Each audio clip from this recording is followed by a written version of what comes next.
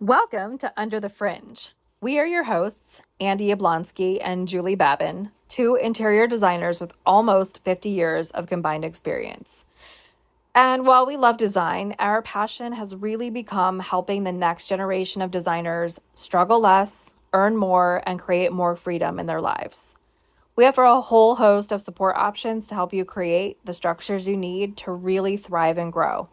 More to come on that at the end of the show.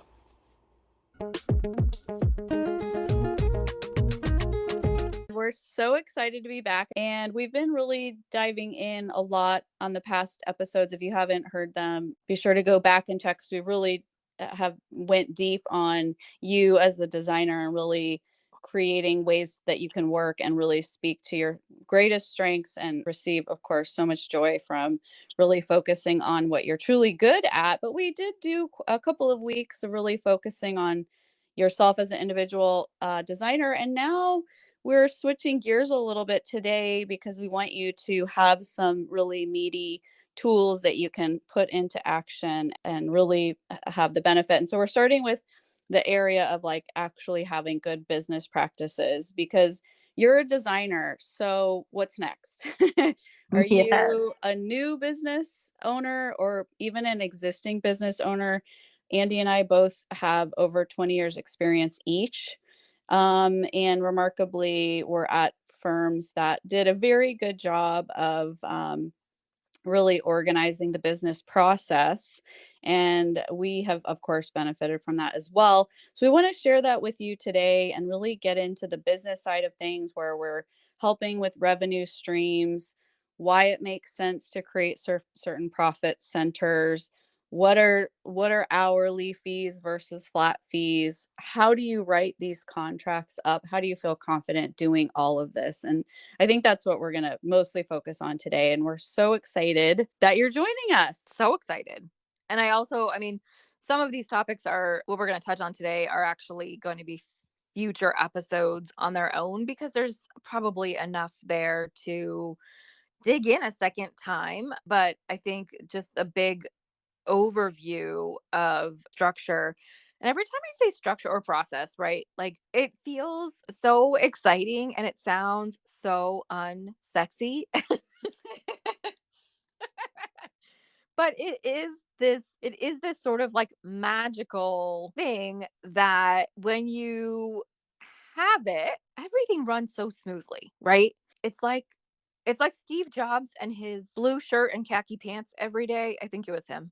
Maybe it's Zuckerberg. I don't know. One of those guys. Yeah, Steve. Like they don't deviate from clothing choices because their brains are working on other more important tasks. And for them, fashion was not a do, it was a like I have to get dressed, but I know what I'm gonna wear because I have the exact same thing in my closet 800 times over. And so I don't ever have to think about what I'm putting on today.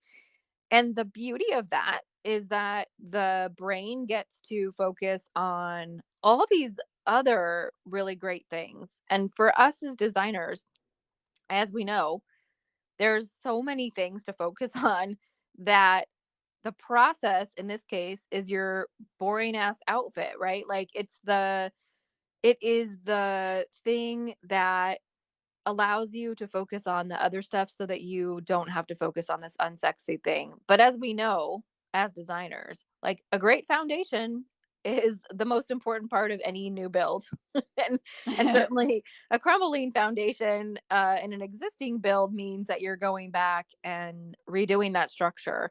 And so if you are the new designer, welcome to your brand new pretty foundation for your business. And if you are an existing designer and you feel like your house is a little shaky, we're going to shore you up.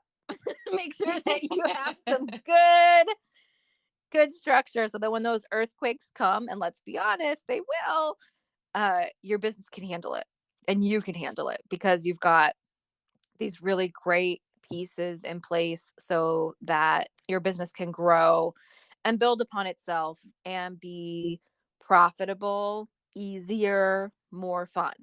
And So, I think the unsexy thing is a great way of putting it, but it is, as we all know, like a good bra. You yep. gotta put it on. before you go out, or else it's just a little too crazy out there. And I think also as designers, it's easy to want to reinvent the wheel with everything because we want to design. So this allows you to, I don't love that term reinvent the wheel, but focusing that type of energy on the design itself and not on your systems, like the Yeah. way that you send a contract or the way that you vet a client or the way that we'll get into it in another episode, the way your team interacts with vendors, all these things should just be a set way of doing everything. So there's certain categories that you just want to say to yourself as a designer, I'm not reinventing the wheel with my tools, but I am doing it in my maximum creative state for my clients on their actual projects. That to me always really helped. And you'll save a tremendous amount of time with that mindset as well. So true. Yeah, I mean, I love that. You don't have to create new tools. You just have to be creative with the tools that we're providing. So it's not that you can't brand the system. You can absolutely brand the system, but it's what's there that is the important piece. Like your contractor is not going to go out and build a wall that isn't 16 inches on center. So Hmm. right, because that's not gonna pass code. Like, the idea is that we're creating this standardization across the business so that there are, as you said, just more freedom in the other areas of design, which frankly I am this person, right? I'm the creative person who wants to be creative all the time. And, but when I get to structures, I'm just going to be very frank. Like, it feels draining to me to think about how to create them. And I, at one point, was like, well, I'm a designer. I can make them better. I don't need to make them better. I just need to make them work. Like, no, there's no benefit to making them better because that will happen throughout. Once you start using them, it will happen throughout the process anyway. There'll be like minor tweaks that you'll Right. make so that it's more personalized to your business. But the idea that you have a filing system and nomenclature that everybody understands so that when your new intern walks in the door and you say, please file these under this client, it's very clear, right? Like there's a Hmm. filing system for drawings and proposals and invoices. Yeah, I mean, most of us have software that does all of that too. But if you are a person that keeps like signed hard copies or signed digital copies, those go in there, right? Instead of living in your email, I'll tell you a funny story. I left a lot of things in my email because I was working solo and I didn't have time to file everything. And somehow my entire inbox got deleted and was never recoverable. Hmm. Yeah, Lovely. fun, fun times. So, I mean, that's just one example of why it's important to have a system that you don't Hmm. deviate from. What are some of the other systems that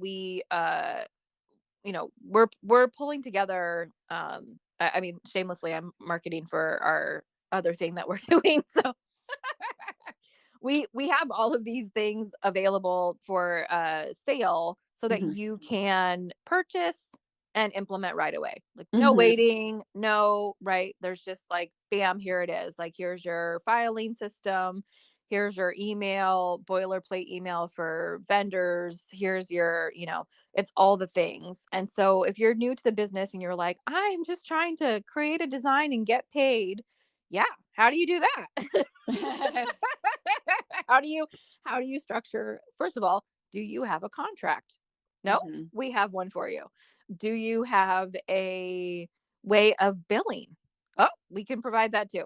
Do you have, Fee right? structure. Yes, fee structure is How do you definitely, project your fees? What are you charging? And there's a tool for that. that might be one people are really interested in because I feel like a Yeah. lot of like when I'm on message boards, like in Facebook and other areas, or we have other friends, I get these calls a lot actually. Hmm. How do I charge my client for this? It is an individual process because there's a couple things like I have moved to a flat fee personally because when people hear an exorbitant amount of money per hour, they just freak out because they don't know how Hmm. many hours are attached to a job, right? So Hmm.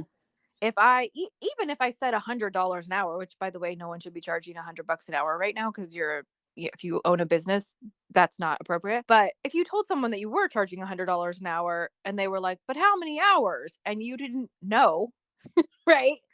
There's Mhm. still this very fearful exchange of energy because you don't know how much to charge and the client doesn't know how much it's going to cost. Mhm.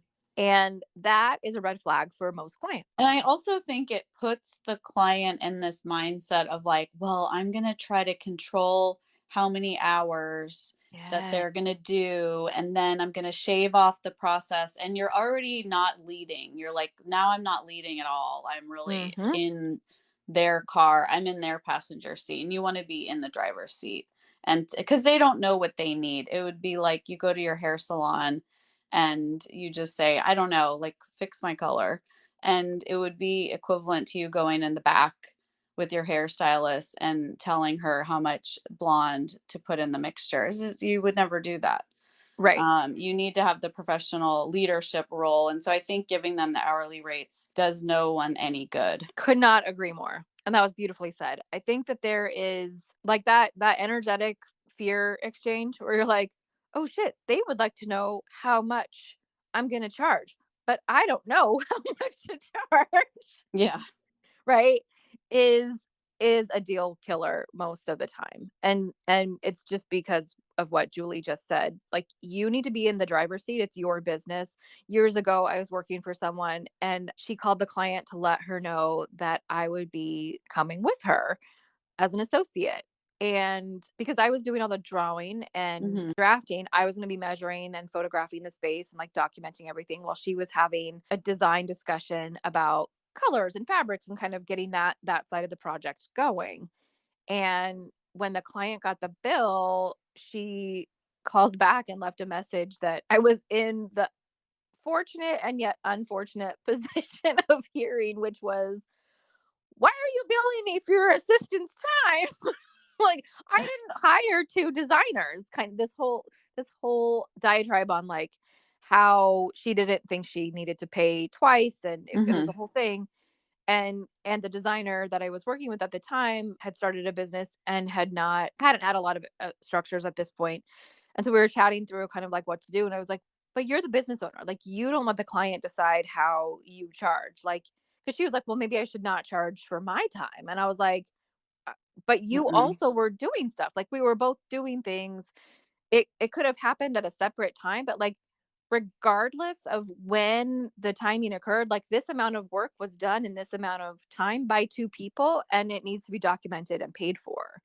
And because she hadn't encountered this before, it was like this very bumpy navigation, which got worked out in the end. But it's sort of those scenarios that you're like, your nervous system goes into fight or flight because somebody's mad at you. And I don't know about everyone who might be listening to this, but a lot of us are trauma survivors. Like life is traumatic, right? We all, hardly any of us get through without some level of trauma. Yep. And therefore, when someone starts yelling at you, unless you've worked a lot of that out, this might be your therapy session. Well, your trigger depending It's on. definitely a therapy session of sorts. Yes, yes. But it does create an opportunity to work through how you respond and how you grow from these moments. But the point of having a structure is that you can actually respond in real time without the nervous system hiccup. It doesn't feel great to have somebody mad at you, but there's less upset when there is more information presented in the beginning. And the only way Yeah. you get to more information is with experience, and the only way you get to experience is either by doing it or by reaching out and asking for somebody who has more experience than you, Yep. And I right? think also to your point, Andy, it is traumatic, and that story example is when you don't know how much something should cost up front. Yep. Because but ultimately the moral of the story of that story is you other people don't get to dictate how you do your business. Like they don't get to say if you have a bookkeeper and an accountant or not, and an intern and a junior designer. And in that story, we both, Andy and I, believe two heads are better than one. So, a lot of our design processes, personally, are to collaborate with our other, creative partner, especially in the very beginning. Yep. Maybe, the person who you're working with, the lead designer, maybe you guys, that was your one kind of big kickoff moment, and then you were going to be off and running, and she might not like touch it that much after that point, but the client didn't understand any of, and for some reason our business, and it might just be because it's like a female dominant and there's some nervousness around being professional, like with contracts and fees and pricing and all that stuff sort of lacking, and that's probably why we're talking about it so much. Other than maybe if it was a different industry it might be different, but I think since that is the case, a lot of the times there's a lot of fear around the money stuff. But the bottom line is you do not, you, I should say, cannot let other people dictate how you run your business. And again, you wouldn't do that with any other business that you went into. Like, you go to the mechanic, you go to the hair salon, you go to the dry cleaner, you go to the gas station, grocery store, everywhere we go, we don't sit there and go, "Oh, you really shouldn't have that other person working on this." Like, you would never dream of doing that. But there's something about our business, and maybe it's because it's tends to be smaller teams, that the clients sort of think that that behavior is okay. It's very rude, right? Oh, But we're here to give you what you need, so that just doesn't even happen. It doesn't even become a part of the conversation. yes. Yes, yes. So there's like all these components, right? And again, these are broken down in our manual. But if you're an inexperienced designer and um, you're working hourly, somebody still is going to want to estimate for what those hours are. And oftentimes you're going to estimate low because you don't want to lose the job. And then, friend, what happens is you work way more hours. Then you can't bill for those hours because you have already told the client. And believe me, they won't forget how many hours you were going to work Yeah. on this job. And so then you work for half or one third of the rate that you quoted, Mhm. which was probably already low because again, you're new at this and you don't want to make a lot of mistakes. And none of these things are problems on their own. It's just that like when you combine them all together, it creates a little bit of a shit storm. Mhm. So really understanding like how to forecast a project is critical to the success of your job and actually getting paid the value of the job. And so, because absolutely when you're first starting out, like giving yourself some grace and understanding, like, okay, I might be charging the client $175 an hour, but I know that I'm only going to be working, or I'm not only going to, I'm going to be like doubling the amount of hours. So my hourly rate is really only about $70 an hour. Mhm. Right.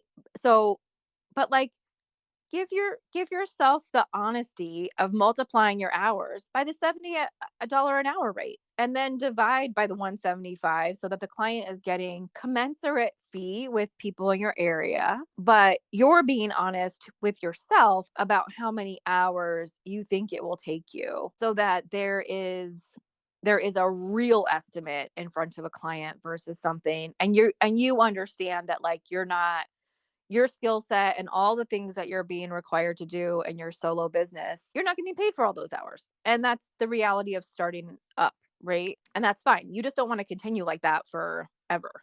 And And the so moral of that story, and we know how hard this is emotionally speaking. At all the least I time. know for me, we've all had to grow into this space, but truly I can cite example after example of, in the end, when you don't price something properly, that might not come out right, or you might actually take a loss when you really look at your hours and even stuff that you couldn't bill for and this and that. You really truly look at profit and losses. But not only that, maybe it didn't come out right because you didn't have the level of expertise that you needed to support you in this process. And it all kind of comes down to the fact that something that is, I don't want to say more expensive, but maybe just priced properly, is always the most inexpensive way for the client to go than the cheap path. Because A lot of times when something is a lower price, it doesn't turn out right, or maybe there's a lack of experience there, which is obviously what we're speaking to as your, you can call us your behind the scenes. What do we want to call it? Like we're like snipers.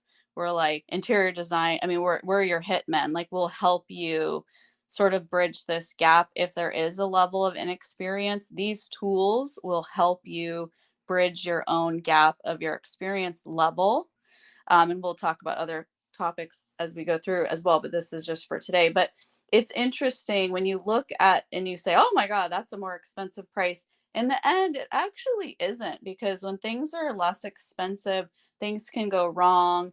People are paying out of pocket. Maybe it didn't come out right in the long run, and that is disappointing and costs money, and you've lost time. I mean, that's money as well when you lose time.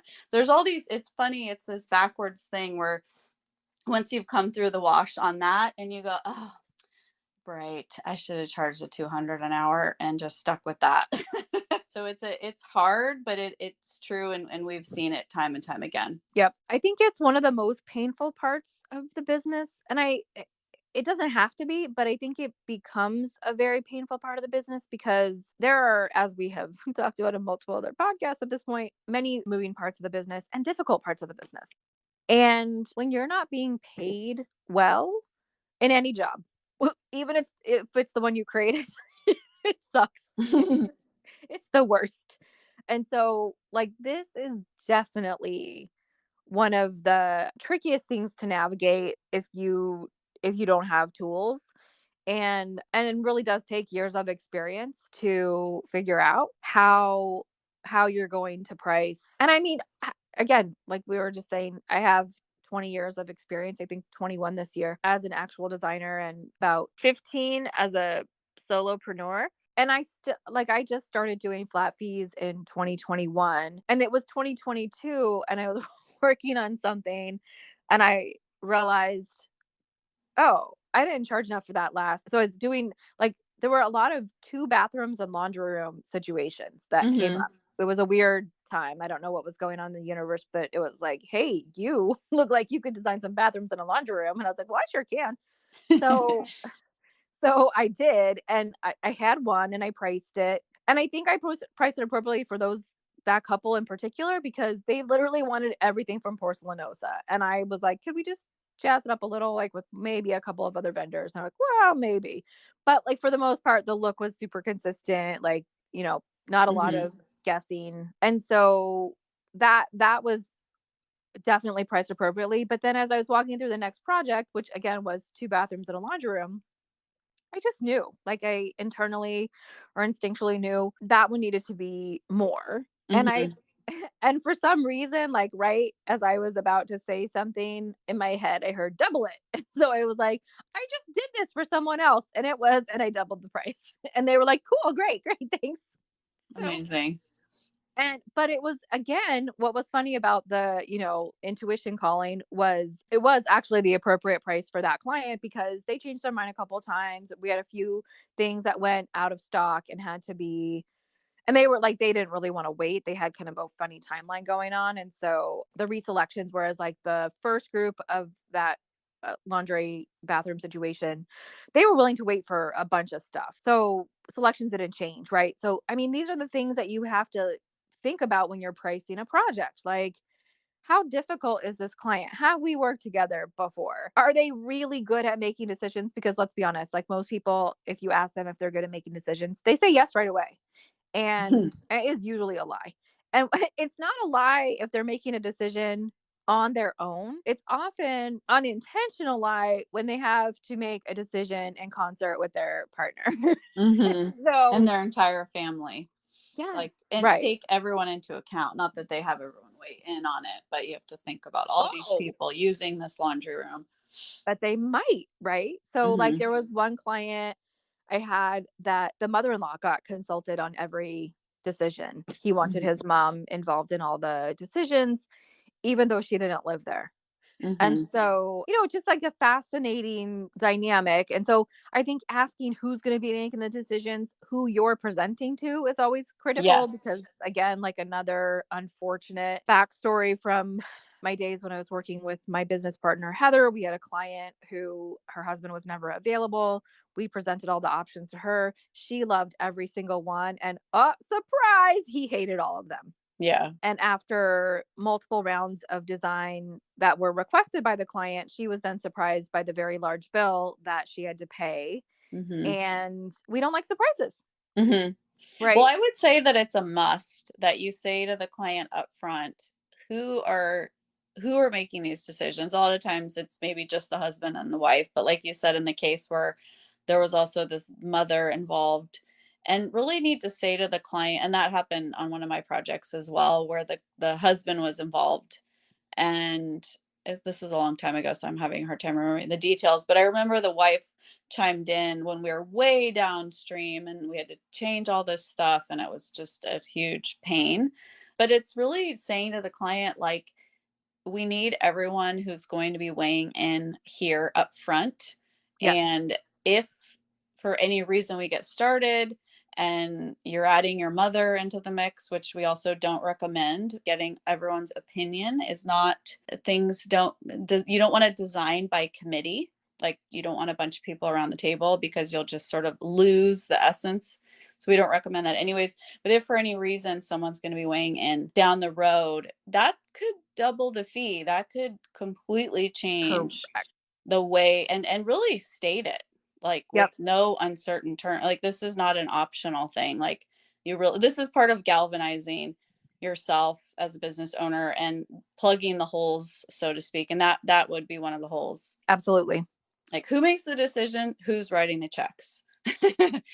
Those 2 things are pretty good. And then also, if we wanna jump into, like, I agree with Andy about the flat fees, and I know a lot of people are not comfortable with that, and it feels very scary, and we just wanna let you know, I we have 2 ways. We always double check the flat fee coming at it from 2 different sides. So you, when you do get to your number, you know that you've, like, really checked it from 2 different process, so you know that the number is a good number. And so a lot of it for us is intuitive because we've done it again and again, and so you could just throw out the big number and it feels pretty easy. That comes with more experience, as you know, some of you might know, and if you're new, you might not know that yet. But we also, to back that up, just to be sure that that was a good number, is a spreadsheet, and that's part of our tools in our manual content that you can get from us. But we are also breaking down hourly rates, because even if you're just, let's say there's one person, like just you, and you do everything from the design to the invoices to the, all the things in between, or if it is you and one team member, or if it is you and multiple team members, but those tasks all have different hourly rates. And that's another reason why when someone says, "What's your hourly rate?" You don't want to answer that, because they don't understand that the majority of the design, like a lot of times, the what ends up being the best part of the project, I've thought of that in 2 seconds flat, and it was very fast for me Yep, personally, or you, Andy, also because we've been doing this for a long time. And so, how do I charge for that? So, a lot of times, the heaviest parts are in the very front end, like maybe 10% of I think we used to say 20% of the process is design and 80% is the execution.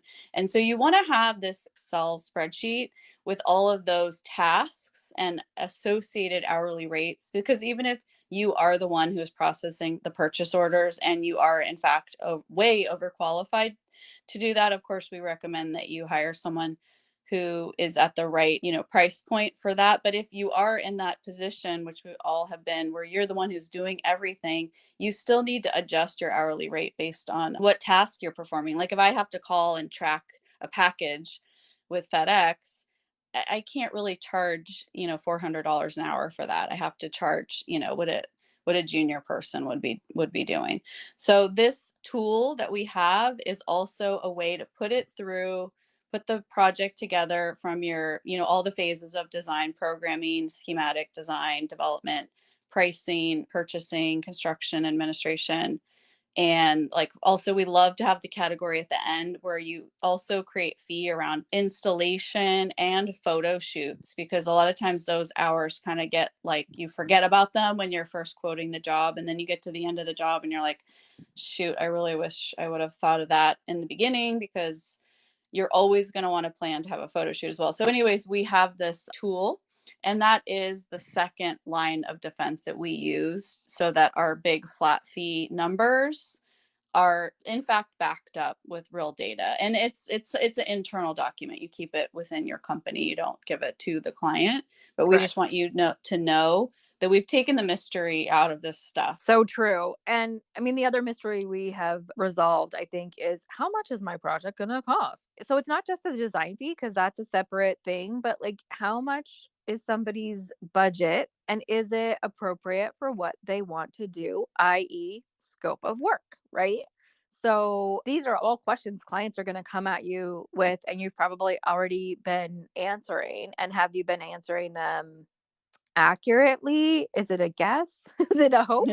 A prayer, a wish? I mean, right? So there's again tools and ways of estimating projects that are, I won't say foolproof, but very very accurate, and it's so helpful because I Mhm, think so one of the things that we I think run into as designers a lot is like a client that gets an invoice and they are grumpy because they don't understand how it could possibly be this much and they don't have anything to show for it, mhm, right? The phone call when you send out your first invoice. And my question, because I feel like everybody's nodding at this point, is did you perhaps mention if you're doing an hourly fee structure that the hours in the beginning of the project are massively heavy and they get lighter mhm, towards the end? mhm, Right? Like the so some of the ease of the business part is like structuring the conversations that you're having because again that structure like mhm, these pieces of information are critical to the path of a good project. mhm, Having all this upfront information, I promise you, will pave the way to some of the most delightful design projects you will create and continue to mhm, create. Because when we say there's no mystery in creating a forecasting document or a budget for a client for a project, that means there's no mystery for the client either. mhm, And what happens, like, I don't know about you, but I didn't love it when I got like, so I bought a house last year and I just didn't realize that, well, and my town is different, so it could be different everywhere, but I have a water and sewer bill that, like, I'd never heard of before, I'd never seen before. My bill was like $170 and it was a total surprise. And I was like, what is this for? Thinking like it's a one time thing. Oh no, it's mhm, every month. So, like now I just live with it and it's fine. I don't have a choice. But mhm, no one likes a surprise, right? Nobody enjoys these moments of like, where did that come from? And how much do I have to pay? And like, how long am I going to have to pay that for? mhm, Um, these are sort of the upsetting moments like clients get because it's dollars, right? And a lot of people, we're all going to have different clients from different walks of life, but a lot of people have been working really hard and saving money and they might have like a finite amount of money. And so when they see that disappearing rapidly, and they wonder like where's the stopping point, sometimes that comes with a lot of like anger and upset because there hasn't been a conversation around all of this stuff. So this is part of the structure, like having mhm, some dialogue notes and understanding like you have to educate your client after you've educated yourself. And so we sort of look at this podcast as like this, it's a community. It may be a shortcut through design school if you didn't go to design school. Even if you did go to design school, like I feel like some of this stuff wasn't taught in design school, like you had to learn oh it yeah. somewhere. There's And so much so, that you learn from working at a really high level company that you don't get from anywhere else. And that's one of our deepest passions and why we're here, because yes. we know those holes do exist for many, many designers out there. Yep.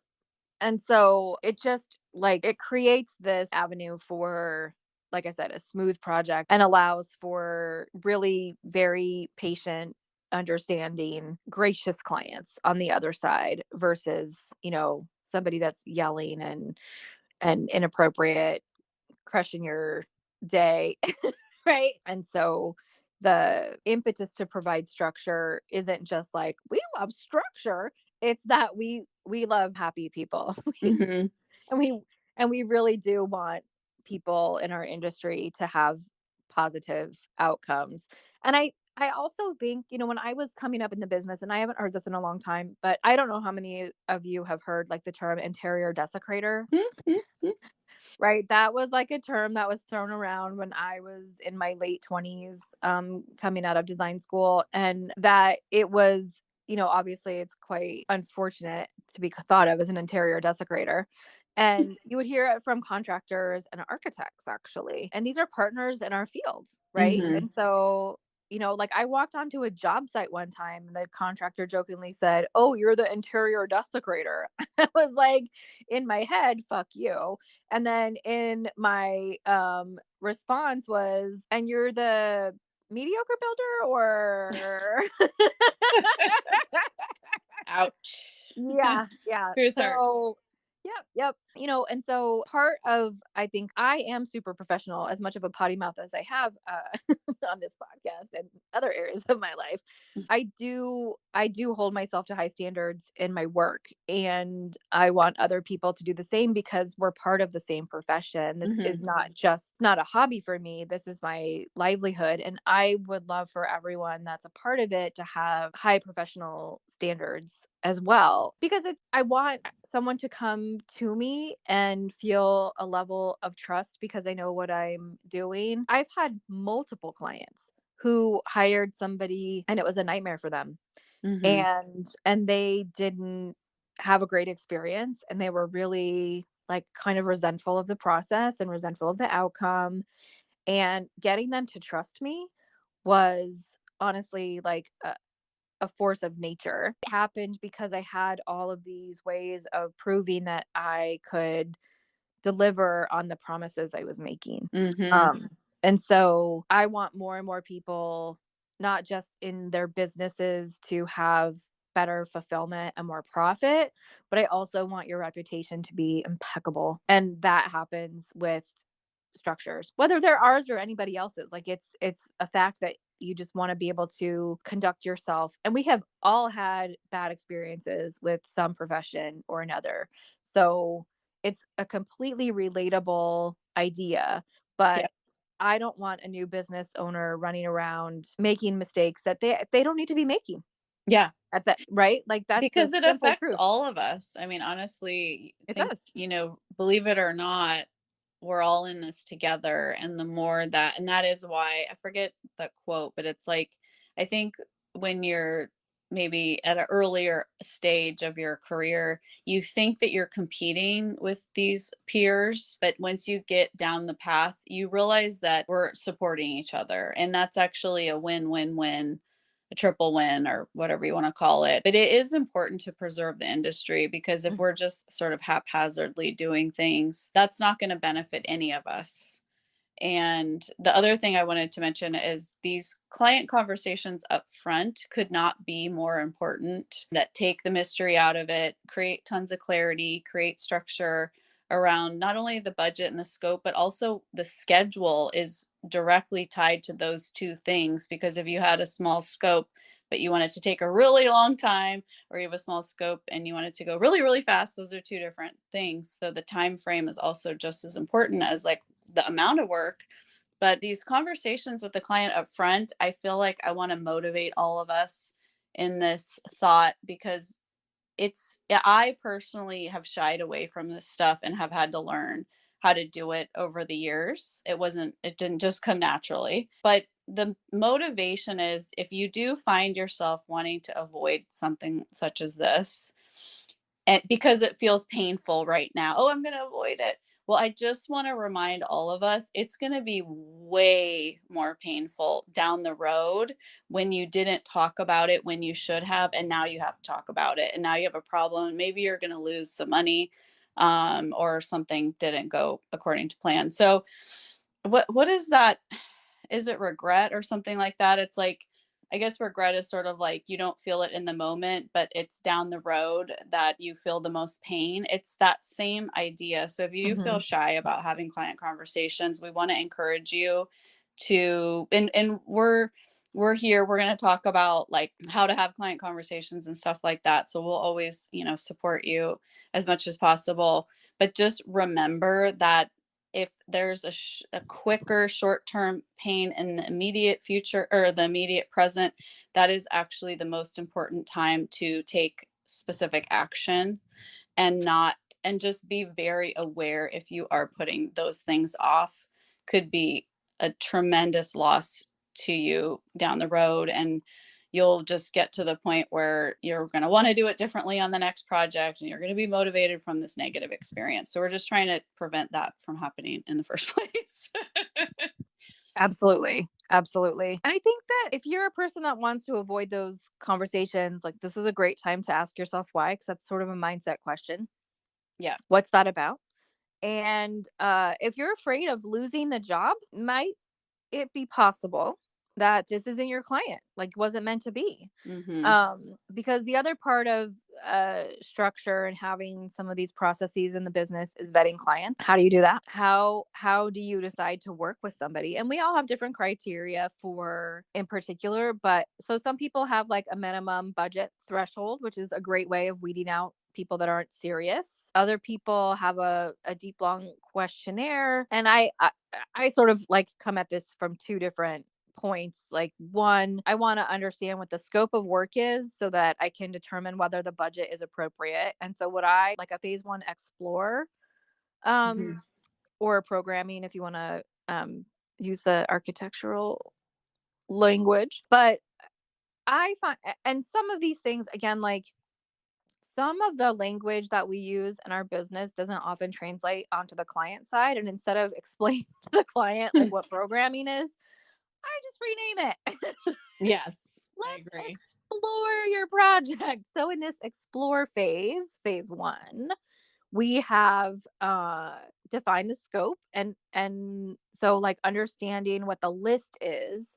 And then the second part of defining a scope might be like how do we get to the number? So that might be like I have to do some floor plan iterations in order to understand if we've met the criteria of what you're looking for, and then what's in that floor plan will then determine how much work is uh sitting beyond there. And so I couldn't have gotten to like that number without doing the floor plans, so I have to charge for that time and exploration. And oftentimes there's inspiration images, there's some materiality going on. So it is a programming phase, but I think for me, just being able to offer the client a way of exploring their project for a minimum amount of money, like it's the first engagement, but like if they wanted to stop after they heard how much it was going to be, we could. Doesn't Mhm. often happen that way. Then I'm protected, the client has a expectation. So, like, I'm laying down expectations from the word go. So I'm even, like, saying, "Okay, so this first initial phase is probably gonna be between 4 and $6,000 to understand." And again, I'm saying that with the understanding of, like, what their project is and what I have to do in the next month in order to deliver something at the end of it. Yeah. So that number isn't true for every project. Like that number could change. Like I had a $20,000 explore fee one Oh, time. yeah, it depends on the size of the project Absolutely. and So, because phase. if you're working on, and then if the client comes to you with a budget, like let's say somebody's like, well, I want to furnish my living room for $10,000. Oh, that's actually my fee. My fee is $10,000 to furnish your living room. So unless Mhm. you have an additional $10,000, I can't help you, right? So like just understanding what someone's budget is will help you just so if your fee is $2,000 to do a living room and then they have $8,000 left, like they would need to understand the breakdown of that. You would need to understand the breakdown of that. And like then where do you shop for Mhm. $8,000 worth of a full living room? How many pieces is that? So there's all kinds of ways of determining information, but information up front is your gold mine. Yeah. It's your secret sauce, and it is like 100% the key to the kingdom. Well, it's sort of like, I mean, to be honest, for the most part, clients can't articulate what they want. And so I was making notes as you were talking, and I was calling phase 1 the icebreaker, it's like you're at a cocktail party and, you're trying to ask someone out on a date, and they do need that period of time. It's kind of like the warm up, because like you said, show even maybe some concepts and materiality, because that like warms somebody up to what they're feeling inside. They feel it, but they can't put words to it necessarily for the most part. And so you're absolutely right. You do need that warm up phase, and it does make the clients are very excited in that phase. I find they're always very appreciative, because it's sort of just you reflecting them back to themselves, so they just get really light, and it's fun. There's usually some really great energy that comes out of that phase. Absolutely. Well, I mean, I think the beginning of a process is always fun, but if you were able to create the beginning of the process and then also lead them down the road of what the process is going to be like for the rest of the project, like how excited might they be because they understand the whole thing in the first 5 minutes versus, so what's coming next and how much Mhm. will I owe you? And like that creates a lot of anxiety and Mhm. anxiety. So I was listening to another podcast and the woman, I don't remember what they were talking about, but she was like, pleasure is productive. And I was like, oh, I love that phrase. Um, because pleasure could be anything. Get your mind out of the gutter. I mean, it could Mhm. also be that. But when you are in a state of joy, excitement, um, delight, have you ever noticed how things happen quickly, easily? Joy begets joy. It is like this, you're on a roll, you're in the flow, you're feeling it all, right? Mhm. The client feels it too. And that is the state that you want to kick off and try to maintain, right? Like it's not always going to be I mean, you might find a dead body in a wall. I don't know, like probably not, but you might find a sewer pipe in a location that you were really not planning for, or you may find that there's dry rot in 90% of the structure. You might, right? Mhm. There's all these things that you could find within a project. You might find that sofa is on back order indefinitely. There's all these things that could come up, but Mhm. the joy process, like those things seem to happen a little less, and they're easier to handle when everybody understands, like, this is what we're working towards, this is the timeline that we've got going, we've agreed on the budget. Mhm. Like the conversations that happen in the very beginning are again this pre-paving to a successful outcome, and so you're not like crossing your fingers and really hoping that it's all going to go okay. Like it is Yeah, actually all especially going to go okay. like each month you're doing your invoices and going, "Oh my god," standing on the edge of the cliff with this anxiety, because No more you've put it anxiety. in the, and something will show you, will, if you get the manual and the tools that we have created for you guys. Part of this is saying, yeah, here's how you figure out your fees. Okay, this is how you do it. This is how you do the math. This is blah, blah, blah. But also, like, part of that is that you tell the client, hey, client, up front, your bill is, $10,000 just to get started. Then at the end of next month, X, it's a $5,000 invoice, and then a $4,000 invoice, and then a $2,000 invoice in 3 months from now. And so the client has, and forget what numbers I just threw out there, those are super random, but just that there's a monthly schedule, so that Hmm. all the way through that big fee number that you gave them, they know at which month is each one due. And so Yeah. you've done all the hard stuff up front, because now, month after month, you just shoot that bill right off, and you don't have to think, oh my God, what are they going to think about this? So I think the whole, like, I think what we're saying is, we can't stress enough how important these conversations are to have up front. No, we can't.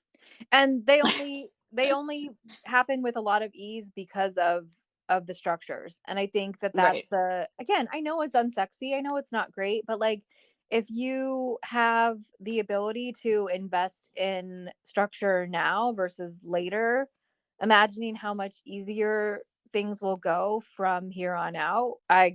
cannot highly recommend us enough. But I mean, Well, all because kidding you know aside. what is sexy is every month I just fire off my $5,000 invoice with the greatest of ease. And Cool. they're actually excited to pay for it because they already knew that it was coming, like, 3 months ago. Yes. So that's sexy when that hits the bank account. Yep. Like right now, I have a client that is structured for $12,000 a month. And that basically is like every presentation, I just get a check when I go. Hmm. And and they have it waiting. I don't even have to ask for it. And it's Yes. it's because I put it in the contract and they know that once that presentation is completed, the Hmm. deliverables have been met and then the invoice is due. And I have the invoice with me, but I generally just hand it over after they give me the check instead Hmm. of the other way around. Like it's a pretty sweet setup and it makes like we should talk about the money, the energy of money because they think it's something and this is probably another definitely Hmm. another conversation, Yeah, we'll but just continue to expand on it for sure. a baby mindset on money. If you're not comfortable talking about money, they're not going to be comfortable talking about money. And money is just energy. Hmm. Everyone thinks it's something else. It is just energy. So when you're talking to somebody that has a finite budget, their energy might be a little bit shut down Hmm. because they're concerned. If you're talking about somebody with a finite budget or infinite budget, their energy might be more open, but I have yet to meet anyone who doesn't have a budget in mind at some point. Like there's always a stopping point, and it's really important to figure that out ahead Hmm. of time. Yeah. So I think that might be our next podcast is sort of Yeah. like the energy of money and what do we do with it? How do we talk about it? How do we transform it? How do we get paid? How do we, right? It's all these things that are very topical in this industry. And again, as a business owner, I think this is a point of empowerment. If you have your big girl panties on and are walking in like a boss, nobody's going to question why you're asking for $80,000 in design fees to design a whole house. Mhm. That's not a weird number at all, right? Mhm. And again, like depending on the size of the house, depending on the level of detail, depending like there's all these things that are dependent, and then also like what you charge. So that might be a absolutely fine design fee for one client and exorbitant for another client. And in the process of figuring all of this out, you will know. You will know how much to charge. You will not be afraid to say the number out loud up front so that the client knows whether they can afford you. Yeah, and the other thing that all of this dovetail, I mean, this whole episode could not be more beautiful and amazing. I think this is a must listen episode. I must listen. Agree. They all are, but this one especially. But the other aspect of what happens with these fees getting laid out with the timetable and when they're going to get billed, and I'm going to complete this phase, and that's when this bill comes, that internally organizes the team. Because Yes. when you don't, those days where you only have to do like one thing, like very little to do this day, and you just end up being really slow and kind of lazy, and you maybe end up not even getting anything done, versus the day where you have like 50 things to get done and you're like a rocket, just boom boom boom boom boom, and you get it all done. And you can see how your speed varies based on like how much time you have, and the team also is exactly the same. And so if we say, well, we want to get through schematics, and I totally agree with you, Andy, about using different words, client facing, but internally, these are internal terms: the schematic phase, the development phase.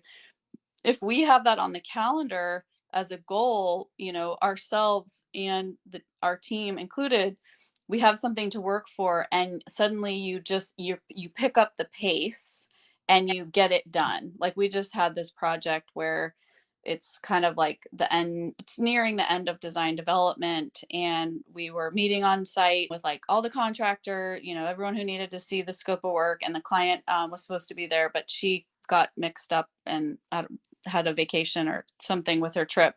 So she wasn't there. But the funny thing about it was, because we thought she was going to be there, us as the design team really pushed ourselves to like have the renderings updated, have all the colors, we had all the samples, We had the tear sheets and we had it ready to go. And then it was funny, she wasn't there. But then we were able to turn around and actually meet with her like 2 days later. And now that is done. And now I can send this invoice for this phase. And so we got ourselves on track simply because there was this meeting on the calendar.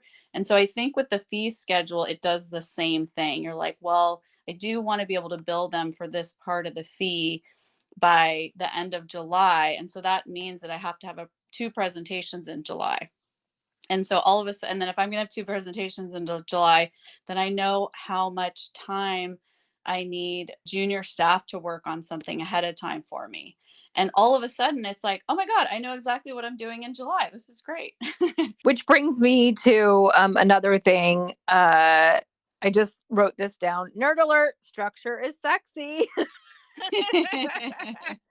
But also, getting paid is sexy, as you just mentioned. And so when you're talking, it reminded me pre-planning is sexy. So you're, Mhm. right? This is what we're talking about is preloading your work week. So Mhm. you're not basing your hours on a to-do list. You're basing your to-do list on the hours, Mhm. which is actually better because you are giving yourself permission to spend, I'm going to do 4 hours of fabrics and rugs for this Mhm. one project. I'm going to work on these floor plans for 2 hours. So you've like literally structured your whole day. Mhm. You have given yourself, like, you've used up all the hours. And then, friend, guess what? If you decide like your business runs on a 4-day work week or maybe a 3-day work week, Mhm. you know what you're doing for those 3 or 4 days, or 5 if you're, And traditional. you become more effective than, because I kind of don't always Much. agree with the 40-hour a work week. No. That's just traditionally what we've all been taught. But I actually am more effective if I maybe do 4-hour days or 3 days a week or some different level. Than if you have 40 hours, it's kind of similar to being to only getting one thing done. You just stretch out well, I only have to do this much stuff, but I have to look busy for 40 hours, so I'm going to stretch it out. And you get, let's it kind of makes you like want to take a nap and like sleep or something, because that's not exciting. I think it's much more exciting to really think about how quickly can we move through this stuff. And that goes for the team, your team that's, under you and supporting you. We all need this. It's so true. And, I think that, so like a quick summary, if you're talking about money with your clients ahead of time and you have your understanding of how much time it's going to take, you give the Mhm. client a very real estimate, whether it's an hourly or a flat fee, and then you create a timeline to go along with that estimate and you stick to it. Like, that's your project management. You've got to create that, but you never have to worry or wonder again, like when you might get paid, Mhm. um, how you might get paid, uh, what, like when you can take on a new project. Like there Mhm. are all these like really important things that I think as a solo designer sometimes, and this is nothing against women that have husbands that might have jobs that are um, supporting their family. You may be less inclined to worry about this stuff because you have another income coming in. Mhm. If you are single or you're breadwinning for your family, these are very important understanding items. And so, or items to understand. But I think if you can shift your mindset, even if there's a second income coming in that is maybe supporting the family, like, what can you grow with that money, right? Like, what can you do with that money? Don't let it sit in someone else's bank account. Like, let it sit in yours, Yeah. right? So, like, figuring all of these things out, it like funding your life is fundamental. And um and so whether this is a hobby that's turning into a business, whether it is a business that needs way more structure, whether you're in year 1 or year 5 or year 10 and you want to grow, we would love to help you. Mhm. We would love to. We So, really would. And we're going to be talking about it every week.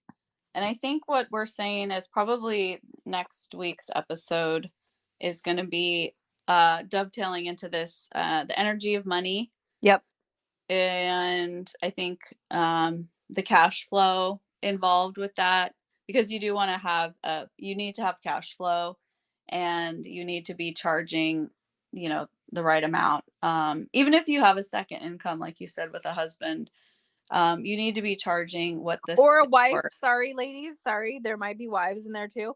Uh, Yeah, I didn't mean to all the be. partners. Yep, yep.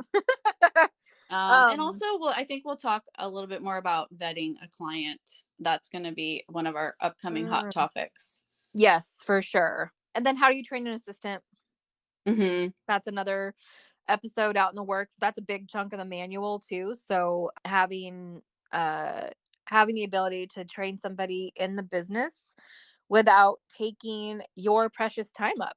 That's Hmm. kind of a big deal because I think if any of you have leapt from wearing all the hats to having someone help you, you know that that can be an exhaustive, time intensive process. And we, again, are here to help lighten the load. So Hmm. I think there's some really juicy topics coming up. And then once we kind of Yep. cover like where we are in the manual, we're going to also have on some really great guests, people that we've worked with in the industry who have even more knowledge than us. Yep. um, who are thoughtful, kind, successful women. And we're really excited to present that lineup in the next few weeks. So Hmm. come on back. We're here. Can't wait to talk to you guys soon. Bye. Thanks for listening and being part of our community. Speaking of community, please head over to our website and sign up for podcast alerts and blog posts. And if you're looking for more resources to uplevel your business, create more time in your schedule, and improve your profits, we have a blueprint for your success that covers mindset, systems, business, teams, and tools. Think of us as your unaccredited university. Visit us at under-the-fringe.com and tune in next week for our next deep dive on creating more freedom and less struggle.